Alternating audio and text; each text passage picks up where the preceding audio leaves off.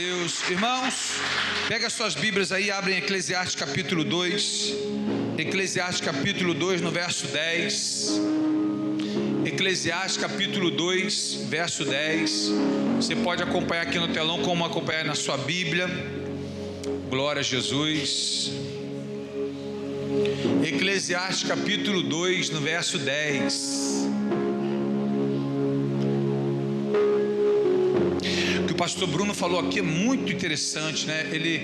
Esses dias ele me despertou para essa visão, e foi muito interessante o que ele falou. Precisamos fazer reservas, porque quando pintar a oportunidade, você tem que estar pronto para aquela bênção, e você começar a sonhar, você começar a pensar, sabe, desejar algo.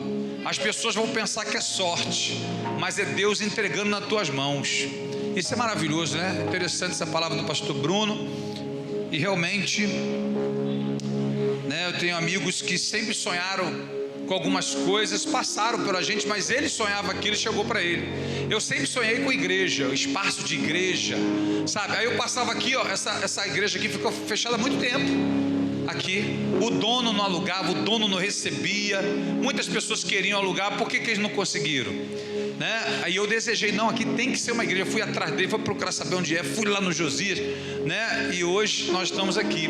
Caxias não queria nem receber, mas não, a gente tem aquele local ali, é bom pra gente. Muita gente passou, muita gente viu, mas só eu senti. Então quando você sonha, quando você tem projeto, você tem propósito, você vai atrás dele, todo mundo vai ver, cara, mas só você vai sentir. Amém, igreja? Lembro de George Mestral, né? O homem que inventou o velcro. O camarada agarrou um carrapicho nele, cara. Aí ele tirou. Já agarrou vários carrapichos em mim. Eu nunca fiz droga nenhuma com aquele carrapicho. O maior produtor de carrapicho é o Brasil. Nunca entendi nada daquela droga. Mas o camarada que pegou e falou: poxa, uma coisa que cola, sem ter cola. Ó, cola e descola. Aí o camarada inventou o velcro. Tá bilionário. E nem brasileiro é. Misericórdia. São coisas tremendas. Eclesiastes capítulo 2, verso 10. Vamos ouvir aqui a palavra de Deus. Diz assim: e tudo quanto desejaram os meus olhos, não lhes neguei, nem privei o meu coração de alegria alguma, mas o meu coração se alegrou por todo o meu trabalho, e esta foi a minha porção de todo o meu trabalho. Amém, igreja? Nós já oramos, pode sentar, meu irmão. Vamos ocupar as mãos, vamos aplaudir o Senhor Jesus, bem forte, para o Rei da Glória. Glória a Deus. Eu quero trazer essa palavra. Pastor realmente é algo assim, é uma coisa muito tremenda, irmãos, muito tremenda. Hoje eu entendo assim o chamado de pastor. As minhas mensagens antes de ser pastor era muito assim avivalista, sabe? Conferencista, porque eu pregava conforme a igreja, né? Se eu vou numa igreja de reteté, pentecostal, então já pego meio gritando mesmo, chamando o povo para guerra e tal. E tem igreja que era batista tradicional, que eu acho que fala baixo, né? Então a gente faz mais, né, presbiteriana, enfim. E quando você é pastor, é muito diferente. O pastor, a gente tem que ter sempre uma mensagem nova, e a gente tem que ver o que o povo está precisando ouvir para melhorar. E aí o pastor tem que ficar vendo o tempo inteiro as ovelhas, entendeu? Tipo, a gente tem que andar mais rápido, as ovelhas estão muito lentas. Se forem algumas que estão lentas, vamos tratar dessas algumas. Mas se forem todas, tem que mudar alguma coisa na liturgia aí, né? Na alimentação, no alvo, acelerar. O pastor tem que estar sempre visando. E eu por esses dias, Deus me fez lembrar uma palavra de Augusto Cury, que eu quero trazer nessa mensagem. Algo que ele disse assim: quem fala tudo o que pensa não é uma pessoa verdadeira, é uma pessoa desequilibrada. Quem fala tudo o que pensa, sabe aquela pessoa assim que vem tudo à cabeça? Olha, irmãos, olha, essa roupa tua tá horrível. Me desculpa, eu sou muito sincero. Esse cabelo não ficou legal. Tem um pezão, né? Meu Deus, não, desculpa, tá? Eu sou muito sincero. Aí, para piorar, ainda fala assim, ó, com todo respeito, com todo respeito. Quando fala com todo respeito, já vem pedrada depois, né? Com todo respeito, já vem a pancada depois. Com todo respeito, é paulada na serra depois. E aí, isso não é sinceridade, isso não é verdade, isso é desequilíbrio. Tem que ver se ofende, tem que ver se tem intimidade, se a pessoa aceita. Qual é o grau de relacionamento que você tem com essa pessoa? Tem pessoa que a gente tem liberdade, que a gente fala e aquilo torna até uma brincadeira. Mas se você falar com uma pessoa que não te dá liberdade, vira uma afronta. E aquilo gera um problema sério. E Salomão disse em Provérbios que a palavra branda desvia o furor, mas a palavra dura suscita a ira. Acho que é Provérbio 16 ou 15, acho que é o 15, primeiro versículo. Então nós temos que medir muito as nossas palavras, porque senão leva ao precipício. Por isso que ele disse em Provérbio 19: não é bom proceder sem refletir, e peca quem é precipitado. Então precipitado vem da palavra precipício. Você fala sem pensar, fala que tudo vem à cabeça, faz por ansiedade, faz porque quer. Sabe aquela coisa, eu já falei, né? Já caí no golpe da camisa na internet, que eu sempre procurava essas camisas, parece que eu nunca achei. Aí quando pintou, vai acabar, hein? Se não comprar agora, já é. Também é uma pernada bonita, porque trabalha no teu desejo. Satanás sabe o que você quer, Satanás sabe o que você gosta. Por isso que é um engodo. Quando o Salmo 91 diz: ele te livrará do laço do passarinheiro. O passarinheiro representa Satanás ali, e você o pássaro. Então o passarinheiro, ele estuda o tipo de passarinho, né? Se é um macho que está voando, ele bota uma fêmea, sai de perto, bota ali arapuca e tal, e aquele tipo de comida, ele sabe. Ele não voa para longe, ele já sabe que é o macho, ele já sabe que ele gosta. Satanás sabe que você gosta. Satanás conhece a tua fraqueza. Se não for o Espírito Santo na nossa vida, todos nós estamos perdidos. Mas o que eu quero falar hoje é que eu acho interessante, quem disse essas palavras foi Salomão. A Bíblia diz: não houve e não haverá homem mais sábio que Salomão. E não houve mesmo. Você vê que até hoje não há nada mais maravilhoso do que o livro de Provérbios, o livro de Eclesiastes. Você pega Menestrel de Shakespeare, que são aqueles ditados, aqueles textos lindos de Shakespeare, chega nem aos pés de Eclesiastes e Provérbios. Aliás, diga-se de passagem, eu que li, vi muita coisa parecida com Provérbio. Esses caras na época, eles tinham Bíblia, eles eram teólogos. Charles Darwin, Isaac Newton, esses caras eram teólogos, tinham Bíblia, acesso à Bíblia. Era muito difícil ter uma Bíblia na época. E eu acho interessante que Salomão, o homem mais sábio do mundo, caiu por falta de sabedoria. É interessante. O homem mais sábio do mundo caiu por falta de sabedoria. O homem segundo o coração de Deus, Davi, caiu pelo coração. Amou a mulher que não podia amar. Sansão era o homem mais forte do mundo, caiu com a mulher mais fraca do mundo. Pedro, pescador, morrendo afogado. Não é interessante? Moisés, a Bíblia diz que ele era o homem mais manso do mundo, caiu por falta de paciência. É interessante? O que a gente aprende com isso? Paulo escreveu aos Coríntios, se eu não me engano, capítulo 12, não lembro agora o capítulo. Ele disse a respeito de Satanás: não ignoreis os seus ardis. Nunca subestime Satanás. Nunca ache que você é forte em alguma coisa. Os homens caíram naquilo que eles eram mais fortes. Eles não caíram quando era fraco. Eles não caíram quando era pequeno. Eles caíram quando eram grandes, quando eram reis, quando eram poderosos. O próprio Salomão disse em Provérbio 27 e 21: o crisol prova a prata, a fornalha prova o ouro, mas o homem é provado pelos louvores que recebe. Salomão está querendo dizer o seguinte: quer conhecer um homem, dá poder a ele. Quer conhecer uma pessoa, dá autoridade a ela. Porque enquanto ela não tem autoridade, ela depende, ela chega humilde. No meu trabalho acontece isso direto. Olha, eu estou precisando, eu faço qualquer coisa, pelo amor de Deus, minha mãe, meu pai, meu avô, tal, é só uma oportunidade, é só comer tal. Meu patrão fala isso direto comigo. Ih, Cláudio, primeira semana no mês é uma humildade tremenda. Quando passa o segundo mês, terceiro mês, meu irmão, os caras mostram a garra, ameaça, e maior problemaço. Por isso que está sempre o emprego, nunca firma. Será que o problema é o trabalho? Sempre falam isso, né, os patrões. E o que me chamou a atenção é essa palavra de Augusto Cury, junto à palavra de Salomão, que ele disse: o homem que fala tudo que pensa é um desequilibrado. Então a gente vai ter que medir essas palavras, a gente vai ter que achar a medida certa. E aí Salomão, ele disse: em tudo quanto desejaram os meus olhos, não lhes neguei, nem privei o meu coração de alegria alguma. Para mim começa o problema de Salomão aqui, porque o fato de você ter poder, autoridade, não te dá direito de fazer tudo que você pensa e tudo que você quer. Não é porque você tem autoridade que vai ficar humilhando os outros.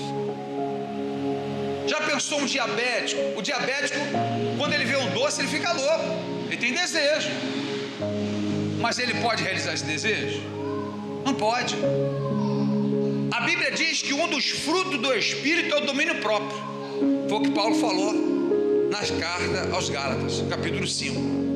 Então eu não posso fazer tudo que eu tenho vontade, eu não posso fazer tudo que eu tenho desejo, não posso, porque isso vai me levar ao pecado. E aqui é claro que eu estou pegando fora de texto, porque ele está falando do fruto do trabalho dele, que também faz um paralelo, porque ele conquistou, ele cresceu, mas quando ele não tinha nada, ele era humilde. A oração de Salomão agradou a Deus. O que você quer, Salomão? Eu quero sabedoria para liderar o teu povo. Oxe, não pediu dinheiro, não pediu poder, não pediu glória, não pediu morte dos inimigos, pediste bem. Eu vou te dar sabedoria e vou te dar muito mais, os inimigos, os reinados. Agora presta atenção aqui. Havia uma profecia, tanto de Moisés como o conselho do pai Davi. Salomão começa escrevendo o livro de Provérbios para aceitar o conselho do pai. Aí vem Deus dar a revelação e fala para Salomão: presta atenção, o teu reino, olha a profecia, hein? Presta atenção que isso aqui é para você, é coisa tremenda aqui para a gente. Eu vou falar de queda aqui, e esses homens, os melhores, os heróis da fé, as referências do mundo, as referências do evangelho caíram, hein? Vou te mostrar onde foi. Vem a revelação a Salomão e fala: o teu reino vai ser diferente. O teu reino não vai ser um reino de guerra, o teu reino vai ser um reino de paz. Pegou aí? Glória.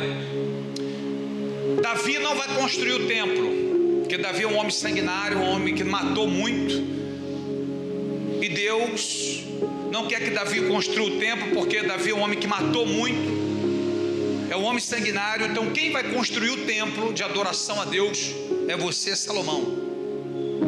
Show. E também você não vai ser de guerra, você vai ser um homem de paz. Salomão guardou essa profecia: eu vou ser um reino de paz, eu vou dominar geral, vou ter sabedoria. Show. Mas Deus deixou uma palavra, o seguinte: deixou o sacerdote, deixou o profeta, que quando ele tivesse dúvida, ou ele quisesse saber alguma coisa, ele consultasse o profeta ou consultasse o sacerdote. Os profetas geralmente era a revelação de Deus, e o sacerdote geralmente revelação da palavra. Por isso que é graça e conhecimento. Eram os profetas e as leis. Então quando ele queria saber algo que estava escrito, geralmente era o sacerdote que conhecia as leis. E quando era algo direto de Deus, eram dos profetas. Veio a revelação que ele vai ter um reino de paz. Ele deduziu o seguinte: então não vou arrumar guerra com ninguém. Veio o Egito e propôs uma aliança com Salomão. Salomão, pode de guerra aí, de briga aí, nada de briga, estou aqui para fazer aliança. O Egito estava quebrado, aliança com Salomão é uma estratégia, porque Salomão está muito poderoso. Salomão está criando aquela fama, aquela glória, está dominando geral. O Egito está quebrado. O rei do Egito deve ter pensado o seguinte: se esse camarada atacar, já era. O rei do Egito se antecipa e quer fazer uma aliança com Salomão. Quando os reis queriam fazer uma aliança com outro, o que eles faziam? Levavam as filhas, as princesas. A princesa era como uma aliança. Então o rei do Egito trouxe a filha e falou: Salomão, eu entrego a minha filha para você se casar com ela, e eu vou te dar terras, eu vou te dar cavalos, eu vou te dar autoridade. E Salomão lembrou da profecia: opa, o meu reino é um reino de paz, e o meu reino não é um reino de guerra. Ele nem consultou. É certo, isso aqui é batata, isso aqui é Deus purinho. Aí o primeiro erro de Salomão: não consultou nem o sacerdote nem o profeta, e fez aliança com o Egito, porque na mente dele, ele estava fazendo uma aliança de paz, está dentro da profecia, mas tem alguém ali para confirmar. Olha o que é o crente fazer aliança ou tomar atitude sem conhecimento e sem direção da palavra. Pessoas fazendo coisas sem direção da palavra. Não consultou o sacerdote. Por que eu sei que não consultou o sacerdote? Porque estava escrito na lei. Na lei de Moisés estava escrito, eu não peguei o capítulo agora, um rei não pode ter muitas mulheres, porque o rei que tiver muitas mulheres, elas vão mudar, elas vão corromper o seu coração. Quando Salomão fez uma aliança com o Egito, chegou os outros reinos e falou o seguinte: tu fez reino com o Egito, tu ficou com a filha do rei do Egito, com a princesa. Se os outros que chegassem, Salomão não aceitasse, é guerra, filho. É guerra. Tu aceitou a aliança com o Egito, tu fez aliança com a Pérsia, tu fez, não vai fazer com a Babilônia? Então, irmãozinho, aí vai entrar a guerra. Porque se ele não fizer aliança, vai entrar a guerra, e automaticamente ele pensou: não posso ser um reino de guerra. E a coisa foi piorando, ó. Sabe quando a gente entra num pecadinho que a coisa vai ficando um pecadão? Sabe quando a represa está rachada e é uma coisa pequena e a gente ignora, deixa passar até aquela droga romper? Um relacionamento, um casamento, a mulher está falando, o marido está falando: ó, isso aqui eu não gosto. Maluca, é doido, fala muito. Ele é muito pastor. A coisa vai minando, aí está dando alerta, está dando sinais. Ó, isso aí não está legal não, isso aqui, ó, pode não ser nada. Você pode ter 50 problemas no casamento, que se você não liga, aquilo não tem efeito, não vai dar em nada. Mas se tiver um que você não tolera, vai acabar com o seu casamento, vai acabar com relacionamentos. Problema. E a gente tem que tratar, e a gente tem que cuidar. Isso em família, isso em igreja, isso com Deus. Porque tem coisas que Deus aceita, tem coisas que Deus não aceita. Tem coisas que são falhas. Olha o que aconteceu com Davi. Davi era um homem segundo o coração de Deus, mas ele pecou com a mulher, com Betseba. Ele não consultou a Deus, ele não consultou o profeta, ele não chamou o sacerdote, porque ele sabia que ia ser repreendido. Ele sabia que Deus não ia aprovar aquilo. Já de Salomão, a gente não sabe se foi a falta de sabedoria, mas Salomão foi acumulando pessoas, acumulando mulheres, e a coisa foi piorando, até que veio a queda de Salomão. O homem mais sábio do mundo, por se achar mais sábio do mundo, quando era pequeno, era o mais humilde do mundo. Mas quando Deus deu autoridade, que Deus fez crescer, que deu poder, caiu. Quantas pessoas que você vê hoje assim na igreja? Tinha nada. Está desempregado, está duro, está arrasado, aí é jejum, aí é oração, aí está na igreja, é glória, é crente para todo lado. Abençoou um pouquinho, não tem mais tempo, está cansado, vou ver se eu apareço. A coisa não é mais prioridade. O reino de Deus já não vê mais prioridade. E eu não falo só questão de estar na igreja, não. Estar na igreja realmente não salva. Mas o que salva, diz para estar na igreja. Como é que eu vou ter comunhão sem igreja? Como é que hoje é o maior assunto discutido entre as igrejas sobre desengrejado? Pessoas que não querem mais comunhão com a igreja. Porque afinal de contas, eu posso adorar Deus na minha casa. Mas como é que toma Santa Ceia na sua casa? Como é que se batiza na sua casa? Como é que tem comunhão sem pessoas? Como é que tem comunhão sem comunhão? Aí, o autor de Hebreus, no capítulo 10, do versículo 25, ele diz: não abandoneis as vossas congregações, como é costume de alguns. Isso já era na época de Paulo. Já a galera peraí, vamos administrar isso. Olha a sabedoria do homem. Olha o homem, a Bíblia diz: seja todo homem mentiroso e Deus verdadeiro. A palavra, se ela deixar de ser prioridade na sua vida, Salomão disse em Provérbios 14:12: há caminhos que para o homem parecem ser perfeitos, mas que seus finais são caminhos de morte. Quando Deus disse que nós temos que ser como crianças, Ele está querendo dizer que nós temos que ser completamente dependente dEle. Porque o dia que você achar que você pode administrar a sua vida, que ser poderoso, já está começando a sua queda. Se nós não tivermos o guia, que é o Senhor, e Deus disse a Davi, Deus disse a Salomão, Deus disse a Sansão, Deus disse a todos eles: enquanto você guardar os meus estatutos, enquanto você não se desviar desta palavra, que você guardar o meu nome, eu serei contigo. Salomão, ele disse: em tudo quando desejar os meus olhos, não lhe neguei, nem privei o meu coração de alegria alguma. Existem coisas que pode até querer, mas não pode ter. Pode até desejar, mas não posso fazer.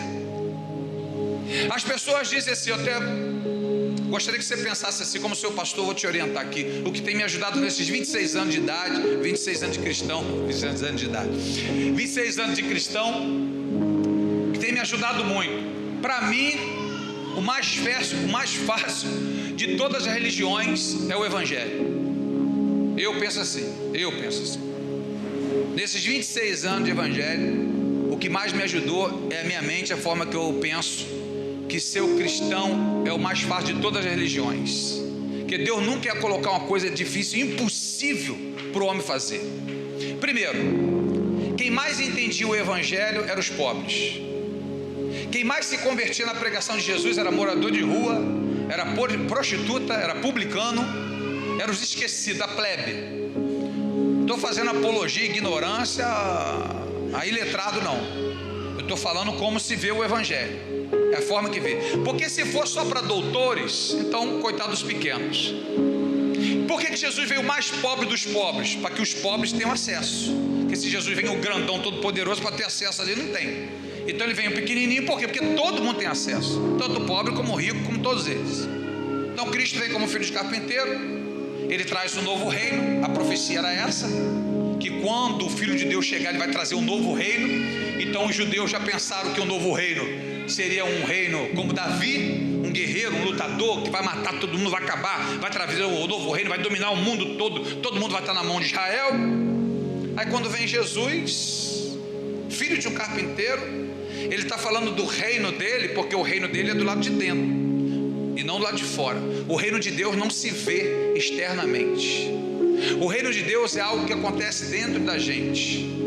Por isso que a Bíblia diz: o reino de Deus não é comida e nem bebida, é paz, é justiça, é alegria no Espírito Santo. Os pobres que não tinham acesso a isso, que receberam Cristo, que começaram a ter paz, alegria de vida, prazer, alegria, sabe, justiça de Deus, sabe, saber que tudo vai terminar bem. A paz do Senhor Jesus não significa que não vai ter problema, que não vai ter luta, que não vai ter dificuldade. A paz do Senhor Jesus é ter o equilíbrio e saber que tudo vai terminar bem, porque Ele está na direção da minha vida. A justiça, Ele vai fazer o que é justo. Se você está vendo que estão fazendo injustiça com você, quando você ora a Deus, está todo mundo achando que está prevalecendo com você, você acha engraçado. Fala: meu irmão, quando chegar a justiça do rei, vai botar tudo em prato limpo. É como se fosse assim: você está numa empresa, está todo mundo roubando, está todo mundo ficando rico, e você ali, todo mundo zombando de você que você tem pouco. Aí passa o ano e fala assim: a Polícia Federal bate lá, tá todo mundo preso, que nós estamos filmando aqui 1 ano o roubo, que está vendo tudo aqui, todo mundo desesperado, chorando, se matando, e você na maior paz. Tá tudo filmado? Todo mundo preso? Negativo, filho, eu não estou preso nada. Eu duvido que você prove que eu peguei 1 centavo dessa empresa. Você está em paz, você sabe que ele vai vir com a justiça, você sabe que ele é justo, é o justo juiz. Alegria no Espírito Santo. Alegria no Espírito Santo é tudo aquilo que envolve Deus, você se alegra. Você é cheio do Espírito Santo. Você tem alegria de estar na igreja, você tem alegria do louvor, você tem alegria na palavra, você tem alegria no evangelismo, você tem alegria no ensino. Quando isso começa a esvaziar na sua vida, quando você começa a perder esse prazer, é porque você está ficando vazio do Espírito Santo. Quando você começa a perder o prazer de vir à igreja, é porque você está esvaziando. Quando você começa a perder o prazer de orar, você está esvaziando. Quando você começa a perder o prazer das Santas Escrituras, você está esvaziando. Por isso, enchei-vos do Espírito Santo. Pastor, eu dou aquela volta de estar na igreja, de ir para o monte, de orar, é porque está se enchendo. É porque está se enchendo. Essa é a alegria do Espírito Santo. Esse é ser cheio do Espírito Santo. E não é a pessoa que está gritando, que está fazendo. Pode ser que ele seja cheio também, mas não por causa disso. Diga-se de passagem aqui, né, fora aqui do texto, pessoas acham que a pessoa pentecostal é a pessoa que grita, que corre, que rodopia, que bate pandeiro, fala em língua estranha. Sei que pentecostal não é isso, não. Pentecostal, uma pessoa pentecostal, uma igreja pentecostal está na mente, como ela pensa. Se você acredita que como aconteceu na época de Cristo, acontece hoje, batismo no Espírito Santo, falar em línguas, profecia, você acredita que acontece hoje? Você é uma pessoa pentecostal. É a mente. Você pode estar quietinho no seu lugar, você pode ser batizado com o Espírito Santo ali, você não grita, você não corre, você não faz nada, você é uma pessoa pentecostal. E pode ser a pessoa correndo fogo, tal, e o maior fogo de palha. Ela pode ser uma pessoa pentecostal, não porque ela grita, porque ela corre, porque ela bate pandeiro, porque ela faz nada. Ela é uma pessoa pentecostal porque ela acredita que como foi no dia de Pentecoste, acontece hoje. Isso é uma igreja pentecostal, independente se ela grita ou não. Igrejas tradicionais como presbiteriana, batista, essas igrejas tradicionais, essas igrejas acreditam que o batismo no Espírito Santo, falar em língua, foi só para aquela época. Hoje não é dessa forma. Hoje só em passar pelas águas é batizado no Espírito Santo. Eles pensam assim. Por isso que eles não são pentecostais. Não é porque eles não são de Deus, não é porque eles vão para o inferno, não é nada disso. É a forma de eles pensarem. Eles pensam dessa forma. E não vão ser condenados por causa disso. Mas é a forma que eles pensam. Então tudo está na mente. Tudo começa na tua visão. Tudo conforme você vê a vida. E Salomão, que é o homem mais sábio do mundo, ele está escrevendo coisas até em Eclesiastes. Ele fala da queda dele, ele fala dos erros dele, mas ele disse: o homem pode se preparar para o dia da batalha, mas a resposta virá do Senhor. Salomão, ele aprende com os erros dele. Ele começa a ver os seus problemas, suas dificuldades. Ele vê os erros de Davi, ele vê o erro do irmão, ele vê o erro dele, vê o erro dos outros. E ele começa a acumular muitas mulheres e muitos cavalos. E eram 2 profecias que já estavam na lei de Moisés, que ele não poderia ter demais isso. Uma vez eu lembro, para que justificar uma situação, eu vou mostrar para você como cada um tem sua luta, cada um tem seu espinho. Não adianta você se vitimizar para Deus, não adianta dizer que você é um pobre coitado para Deus, que você não suporta, minha família, meu nascimento. Eu acho que Deus até me colocou aqui para você te envergonhar, que eu morei em rua, passei fome, eu vim de colégio interno, eu vim rejeitado por tudo e por todos, e todo mundo pensava que eu ia ser o maior bandido do mundo. E hoje sou pastor da igreja, e nunca entrei para o crime, nunca fiz nada disso. Cresci com bandido, com prostituta, com pedófilo, tudo que é porcaria que você possa imaginar. Dormi na rua várias vezes. E isso não me fez o bandido. E eu vejo gente criada em famílias que cambaram para o mal. Deus disse em Deuteronômio, no capítulo 30, verso 19: hoje eu tomo céus e terra por testemunho diante de vós, que coloquei os 2 caminhos, a bênção e a maldição, a vida e a morte. E eu te aconselho que tu sigas a vida, para que viva tu e toda a tua descendência. Ninguém vai conseguir colocar culpa em ninguém. Não vai colocar a culpa na tua família, no teu marido, na esposa, no pastor, na igreja. Você não vai conseguir transferir essa culpa. Você tem que assumir a sua culpa, você tem que assumir os teus erros. Um dos primeiros passos de você ser exaltado é você assumir suas fraquezas, é você assumir os seus erros, as suas limitações. E Salomão faz isso. Os grandes homens de Deus fazem isso. E olha o que é renúncia. Eu lembro que eu fui socorrer uma senhora bem idosa lá em Caxias, e tem uns colegas lá do meu ex-cunhado. Meu cunhado faleceu, e ele é homossexual. Pode hoje? Gay, qual é a palavra hoje que fala? Homossexual pode falar ainda, não? Pode, homossexual pode, né? Tem que tomar cuidado agora, está gravando aqui, filho. Você me repreenda depois direto. Homossexual. Aí eu fui socorrer a senhora, mas todo aquele quintal era de homossexual. Aí entrou todo mundo no meu carro. Vamos lá. Eu falei, vamos lá, entra aí mesmo. Pá. E aí ficou uns 3 atrás, mas 2 na frente, um por cima do outro. Não, a avó tá morrendo. Aí eu socorri a avó. Aí vai eu correndo pro hospital. Aí eu cheguei lá, né? Vamos levar a avó, e montou comigo, né? Aí eu falei, meu Deus, eu já comecei até a pregar alto, né, com o pessoal.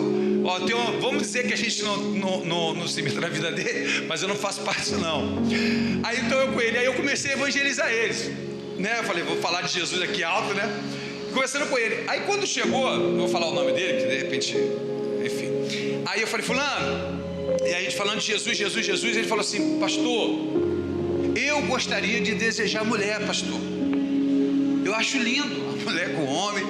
Eu gostaria de desejar uma mulher. Mas eu desejo homem. Então assim, eu vou me relacionar com o homem. Falei, meu filho, a gente tem um pecado, é igual, não é parecido. Eu desejo mulher. Eu tenho vontade de ter mulher. Eu posso ter outra mulher além da minha esposa? Não posso. É pecado. Essa é a minha luta. Eu posso desejar bebida que eu bebia? Posso. Tem pessoas que são libertas na hora. Tem pessoas que são processos. Tem pessoas que deixaram de beber da noite para o dia. Eu mesmo fui liberto da noite para o dia. Mas isso não é uma regra. Isso não quer dizer que com todo mundo vai ser assim. Tem pessoas que estão ainda na luta para largar o cigarro, para largar a droga, para largar a prostituição, ainda vê filme pornográfico, vê uma coisa, gosta de pornografia, está na guerra dele. A pergunta é, está lutando para sair disso? Ou se acomodou? Ou acha que Deus está tranquilo e liberado? Essa é a pergunta. Então eu disse para aqueles homens, vocês têm suas lutas e nós temos as nossas. Todo mundo vai ter seu espinho na carne. Todo mundo vai ser tua luta, vai ter sua dificuldade. E aí está o preço da renúncia. Então por que esses homens... Para pensar aqui que eu vou partir para um final aqui da mensagem. Por que esses homens, como Davi, que matou a mulher e matou o marido, ficou com a esposa, Salomão, que adorou outros ídolos, Sansão, que saiu com a mulher que não era dele também, era de outra nação, perdão, né, que pecou também, que Moisés também perdeu a paciência, mas esses homens fazem tudo parte da galeria da fé, são os maiores homens de exemplos na Bíblia. O que a gente aprende com eles? Como alcançar então isso, pastor? Olha o que você vai ver na vida desses homens aqui, ó. A primeira coisa que você vai ver na vida desses homens. Então, pastor, já que eles erraram, já que eles falharam e se tornaram os maiores homens, os maiores exemplos de Deus na Bíblia, o que eles fizeram para ter o perdão de Deus e recomeçar a sua vida? Por que esses homens são os heróis da fé? Por que esses homens são os maiores exemplos da vida, já que tem tanto pecado assim? Por quê? Porque a primeira coisa que eles buscaram foi o arrependimento. Quando nós aceitamos o pecado, sabe? Porque as pessoas hoje confundem muito a fé com a salvação. E é muito ruim isso das igrejas estar pregando só fé hoje. Muitas igrejas, infelizmente. É muito show, muito espetáculo, pouca Bíblia. A Bíblia tem que ser 10 minutos de mensagem, né? 20 minutos. Quando me dão assim, até em congresso, só tem 20 minutos, 30 minutos, no máximo. Porque tem que cantar fulano, tem que cantar ciclano, canta Beltrano. Aí vem o espetáculo, vem o candidato, vem não sei o que lá. Aí a Bíblia vai ficando ali, né? Um pouquinho. E quando fala é fé, é cura, é milagre, maravilha, que é bênção, só que não salva. Só a fé não salva. A pessoa crê em Deus. Você vai ver muito isso. Pastor, eu tenho minha cervejinha, eu fumo, mas eu creio muito em Deus, e tudo que eu peço a Ele me dá. Eu acredito, que eu já vi isso na Bíblia. Eu oro, pastor, peço porta de emprego, marido, Deus abriu uma porta. Eu fiz uma campanha de cura para o meu filho foi curado. Eu pedi uma casa, foi um milagre. Tem que ver como é que foi a casa, assim, não tinha condição e tal, e Deus me deu. Eu tenho certeza que foi Deus. Tudo que eu peço ao Senhor, Deus me dá. Eu acredito.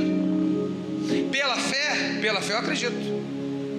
Porque a Bíblia diz que mesmo que seja pequenininha, você pode dizer um monte, sai daqui, vai para lá, que ele vai.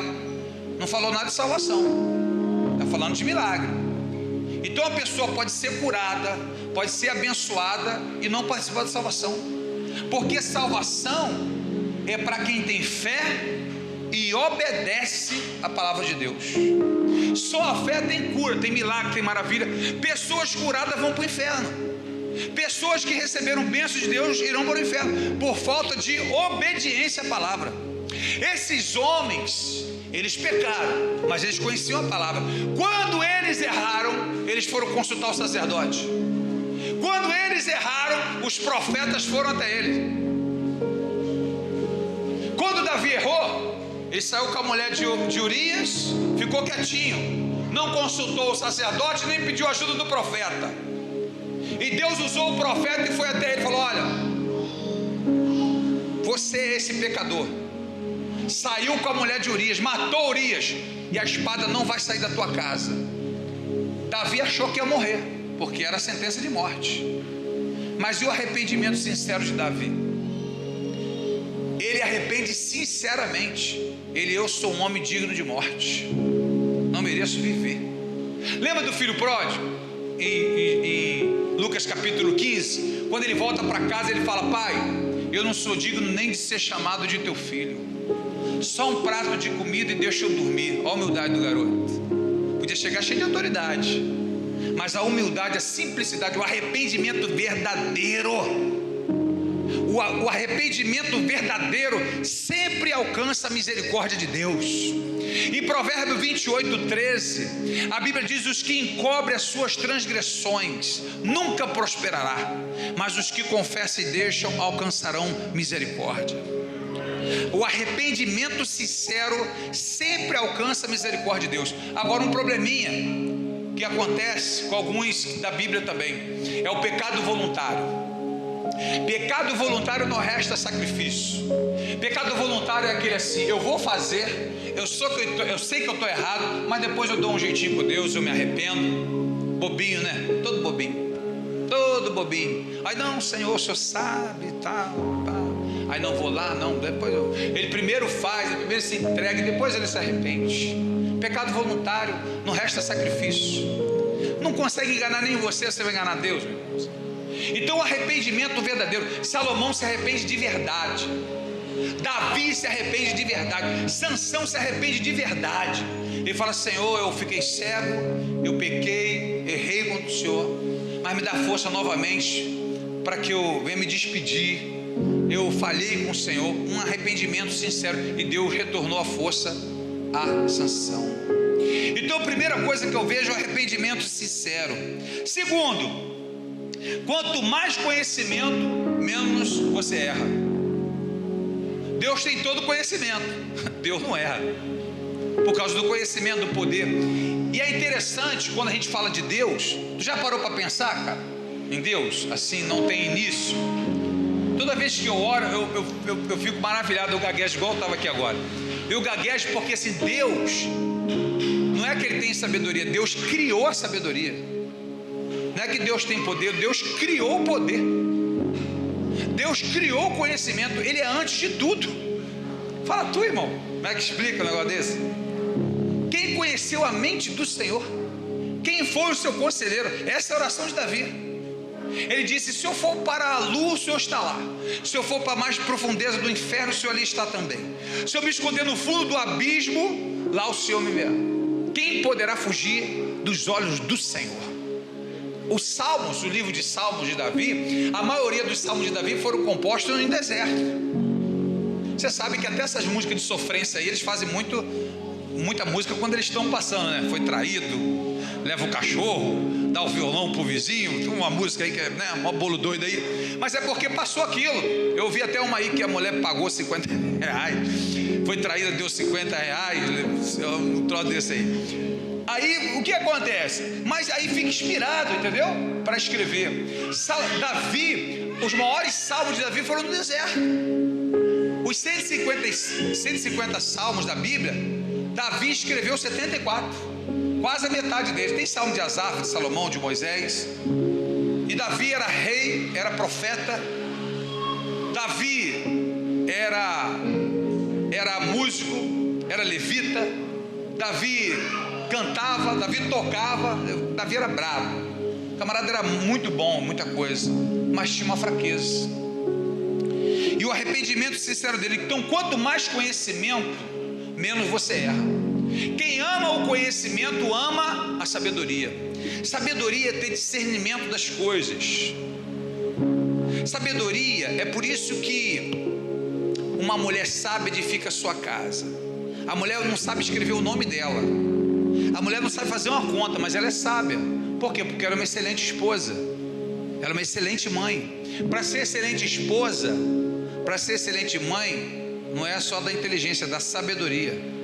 É ter discernimento, é pensar antes de agir, é pensar na consequência. A sua ação, a sua atitude vai te levar aonde? Pense no futuro. Sabe o que é vigilância? Vigiar. Vigiar é pensar antes de agir, pensar na consequência. Quando você for fazer, por que Davi, o pecado de Davi é porque ele não vigiou? Porque ele não pensou antes. Já pensou? Se a gente chegasse para Davi, Davi vai sair com quem? Com Batseba. Ele é casada, Deus vai vir com a justiça, vai te tirar o teu reinado, tu não vai ser ninguém, vai pecar, vai acabar teu reinado. Vale a pena? Não, pensa direitinho. Porque é justamente o nosso pecado é fazer sem pensar. Você já viu quem cai no golpe é o quê? Uma vez perguntaram um dos maiores golpistas assim, falaram para ele assim: cara, como fazer para não cair no golpe? Ele, primeira coisa é não ser ganancioso, querer levar vantagem em tudo. Porque geralmente quem cai em golpe quer levar vantagem. É o negócio que é 100 e quer comprar por 10. O negócio é 1.000, mas dá 100 reais, não é roubado, não é de uma coisa errada, é para você, não, é uma boa. É aliança com o Egito, é a sabedoria. Deus está entregando na sua mão. Então não tem problema perguntar, tem? Não tem problema pesquisar, tem? Se é de Deus, não, se não fizer agora, perdeu. Aonde cai? É na droga da ansiedade, é querer levar vantagem em cima de tudo, é querer sempre se dar bem em cima dos outros. Aí cai, aí tomba, porque Deus não está num negócio desse. Aí Salomão pensou a mesma coisa. O homem mais sábio do mundo quis levar vantagem, porque havia uma profecia que seria um reino de paz. Então ele fez aliança com o mundo todo, caiu. Eu falei que era o reino de paz, mas eu não mandei você fazer essa aliança não. Deus fez promessa a você, mas nem tudo, Deus revelou a você, mas nem tudo que vem à sua mente agora é de Deus não, filho. Deu certo uma coisa que você fez, mas nem tudo que você vai fazer agora vai dar certo não. Não é porque tem uma profecia sobre a tua vida que você quer antecipar a profecia. Deus te prometeu algo, e se é do Senhor, vamos orar. Vamos buscar o que Paulo falou em Filipenses capítulo 4. As vossas petições sejam em tudo conhecidas diante de Deus. O que Paulo está querendo dizer? Tudo que você for fazer, ore antes. Tudo que nós formos fazer, ora antes. Vou sair, ora. Vou comprar, ora. É para fazer, ora. Senhor, se for do Senhor, deixa acontecer. Se não for, não deixa acontecer. Que dê errado, que eu chegue lá, que não aconteça. Faz propósito e cumpre teu propósito. Faz uma promessa, um propósito com Deus que você não duvide. Não vai fazer igual o Gideão. Se o Senhor molhar a lã, o Senhor é comigo. Se não molhar a lã, não é comigo. Aí Deus molhou a lã, aí ele, poxa, molhou a lã. E agora? Tu não falou para molhar lã? Não, peraí. Vamos fazer o contrário. Olha a paciência de Deus com um camarada desse. Vamos fazer o seguinte: eu vou botar a lã aqui, só a grama vai ficar molhadinha e a lã vai ficar seca. Aí amanheceu o dia, a grama tudo molhada e a lã seca. Aí ele, poxa vida, ainda não estou sentindo assim, sabe aquele negócio de sentir? O crente gosta de sentir. Não tem? O crente gosta de sentir. Eu não estou sentindo. Ou seja, pá, aquele negócio assim, pá. Aí parece ter uma simpatia, porque o cara é igual esses caras, o Tite, né? Ele vai pro futebol, aí ele gosta, por simpatia, ele bota tipo uma camisa preta, eu acho. Aí perde. No outro jogo ele tá com a camisa preta de novo. Mas tu não perdeu? Já viu que essa droga não deu certo? Né? É superstição, né? O cara, quando eu vou pro trabalho, para dar sorte, eu boto uma bala no bolso direito, uma bala no bolso esquerdo. Aí chega lá, foi mandado embora. Quando ele vai fazer outra coisa, ele bota a bala de novo. Cara, tu não já viu que deu errado? Nem para pelo menos ter um pouquinho da noção do negócio, que não dá certo um troço desse. Com um crente, nem tudo vai dar certo. Nem sempre vai dar certo. Nem sempre você terá a resposta que você quer e na hora que você quer. Até grandes homens de Deus, como o próprio João Batista, ele, quando vê Jesus, ele: eis o Filho de Deus, o Cordeiro que tira o pecado do mundo. Aleluia! Dá glória a Deus, igreja. Aleluia! Aí João foi preso. Ele chamou o discípulo, fulano, faz favor, pergunta lá a Jesus se é ele mesmo. Porque quando a gente está no altar, isso aqui é uma coisa, isso aqui é Deus, irmão. Ó, meu irmão, vamos conquistar, meu irmão. Está pensando o quê? A terra tal é nossa, aleluia. Quando a gente desce do altar, fala: Bruno, será que vai ser mesmo? Misericórdia, que Deus dê força a esse povo. Porque quem mais passa esse perrengue com a gente são nossas esposas, né? Nossas esposas, quando vê a gente no altar, nós somos um herói. Porque aqui é o Espírito Santo, irmão. Isso aqui é Deus.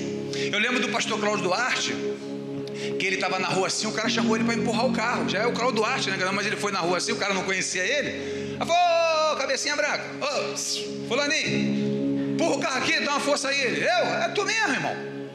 Aí ele, poxa, aí ele empurrou o carro, pá, o carro pegou, né? O cara: valeu, irmão, valeu, show, pá, já é nós. Aí ele falou, e eu acredito, ele falou: o Espírito Santo falou assim no meu coração, irmãos: aquele lá no altar sou eu, e esse empurrando o carro aí é você. Aquele empurrando o carro é você. E aqui é de força, aqui é de graça, é do Espírito, porque a palavra diz isso. A Estela, quando perdeu o filho dela, ela escrevia assim no Facebook: não, mas Deus é conosco, Deus me deu, Deus tirou, Deus, pá, vamos para cima dele, pá, no céu eu vejo glória, pá. Aí uma irmã mandou fez assim: rapaz, eu estou há 10 anos tentando me confortar com a perda do meu filho, e você perdeu o teu filho tem meses agora, e você dando palavra de motivação. Poxa, que mulher de fé.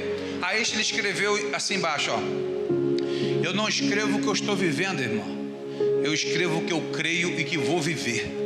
É isso que eu profetizo para a minha vida. Olha que coisa interessante a palavra, né? Sabedoria. É o que vai viver, é o que quer fazer, onde você quer chegar. O que o pastor Bruno falou aqui é uma coisa interessantíssima. Você tem que levar para o teu coração. Se você começar a sonhar, imaginar, sabe, começar a fazer suas reservas e projetar para aquilo lá, o mundo vai pensar que é sorte, mas você vai saber que é Deus que te levou até aquele lugar. Olha que coisa interessante. Então, terceiro lugar, aprenda com os erros dos outros. Eu vou cometer o mesmo erro que ele, eu aprendo com o erro dele. A sabedoria está nos cabelos brancos, irmãos. Quando eu chego para o meu filho, falo assim: filho, é isso. O adolescente fica chateado, aborrecido. Você tem que falar para o teu filho o seguinte: eu não estou te repreendendo para dizer que eu sou melhor que você. Eu estou te repreendendo porque eu quero que você seja muito melhor que eu. Porque o que você está cometendo aí, os erros que você está cometendo, eu já cometi. E eu não quero que você cometa os mesmos erros que eu. Eu falo para os meus filhos, falo para o Felipe: você tem que ser muito melhor que eu, Felipe.